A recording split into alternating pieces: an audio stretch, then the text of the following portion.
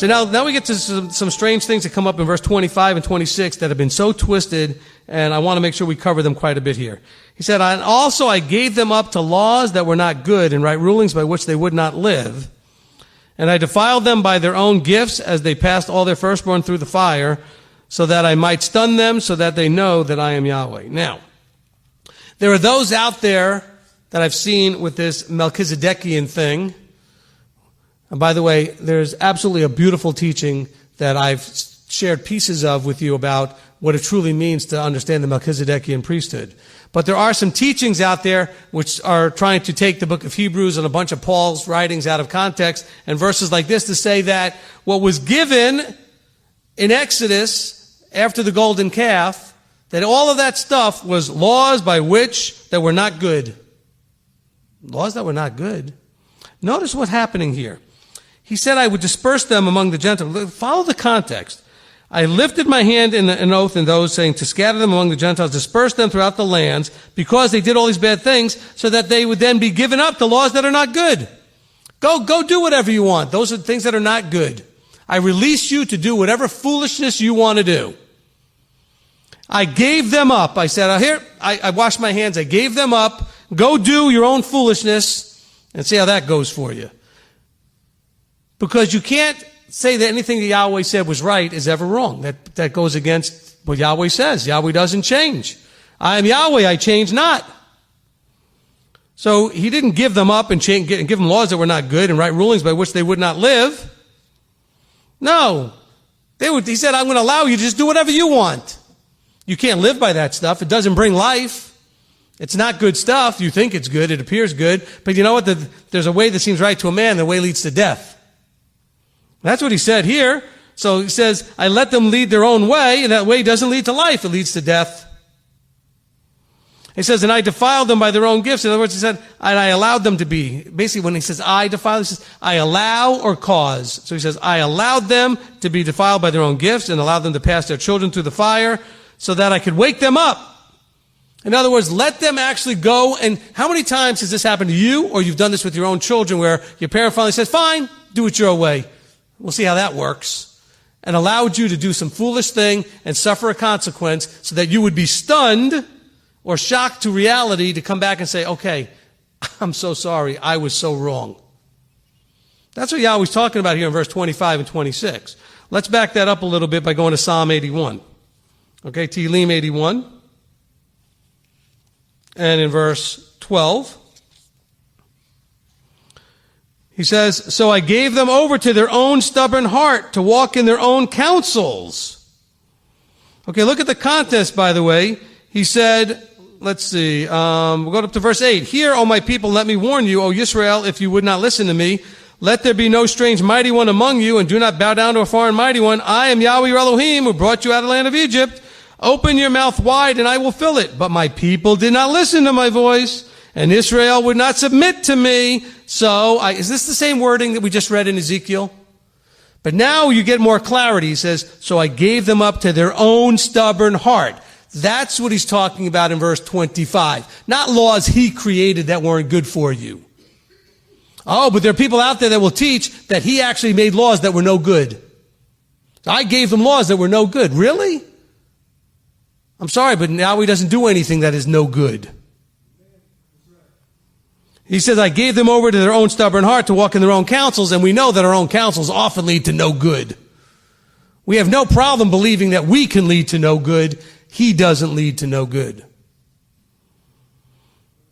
He says, oh, if my people had listened to me, Israel would walk in my ways. I would subdue their enemies at once and turn my hand against their adversaries.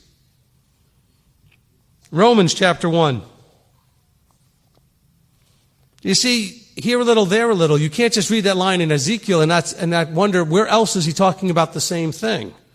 But can we at least agree that the context, if you read the verses leading up to verse 12, is exactly the same context? There's absolutely almost word for word. But he changes it a little bit by saying, I gave them over to their stubborn heart and their own counsels, instead of saying, I gave them laws that were no good. No, I gave them up to do laws that were no good. In other words, I gave them up. You ever like work with somebody and say, okay, fine, I give up. You're on your own. You ever say that? You never said, I give up, you're on your own? That's exactly what Yahweh said. He said, okay, I give up, you're on your own. Because you need to get stunned back to reality. Not I give up because I can't do it, because I'm tired of protecting you and enabling you. I'm going to give you up because it's the only thing that's going to work now is shock treatment. You need to get stunned and shocked back to reality here. That's the wording that you see in Ezekiel 20. Oh, but there are people out there teaching that he gave them laws that were no good. No. That's absurd. And contradicts like 99% of like every verse in Torah. The 1% just doesn't mention it at all. Okay? It contradicts everything. Yahweh over and over again saying, I don't change. Everything I do is right and good and proper and perfect. Romans chapter 1 and verse 18. For the wrath of Elohim is revealed from heaven against all wickedness and unrighteousness of men who suppress the truth in unrighteousness, because that which is known of Elohim is manifest among them, for Elohim has manifested it to them. For since the creation of the world has his invisible qualities been clearly seen, being understood from what has been made, both his everlasting power and mightiness, for them to be without excuse. Because, although they knew Elohim, they did not esteem him as Elohim, nor gave thanks, but became vain in their reasonings, and their undiscerning heart was darkened. Let's just stop there for a second. Do you see how this is playing out into the same story? Right? They had these reasonings, what's vain mean? It's about me. Reasonings because it was about me. I know, all about me. I want it the way I want it. That's vanity. Lifting yourself up into authority and being sovereign over yourself. These vain reasonings, I know better. I know better than him. I know. And then we spin and say, oh, well, he'll be okay with it because after all, he loves me and he'll let me do whatever I want because I'm a spoiled child and I should be allowed to do whatever I want. I don't think so. He says, these vain reasonings and their undiscerning heart was darkened. So they already had a lack of discernment and it became even darker, meaning that it's harder to see the truth. Claiming to be wise, they became fools and changed the esteem of the incorruptible. The incorruptible. And we're going to say he gave them bad laws. That sounds pretty corrupted to me. The incorruptible Elohim into the likeness of an image of a corruptible man and of birds and of four-footed beasts and of reptiles.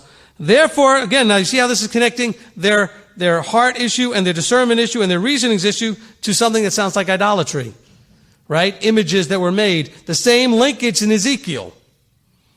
He says, who changed the truth, therefore, listen now, therefore Elohim gave them up to uncleanness in the lust of their hearts. Sounds the same to me.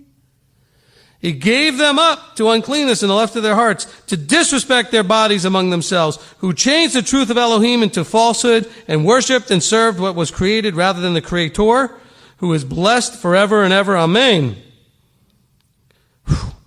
Because of this, Elohim gave them over to degrading passions. Now, he didn't cause them to have them. He just allowed them to go and do whatever they wanted to do. In other words, he was going to no longer keep putting someone in their face saying, stop doing that. Fine. You want to do that? Have it.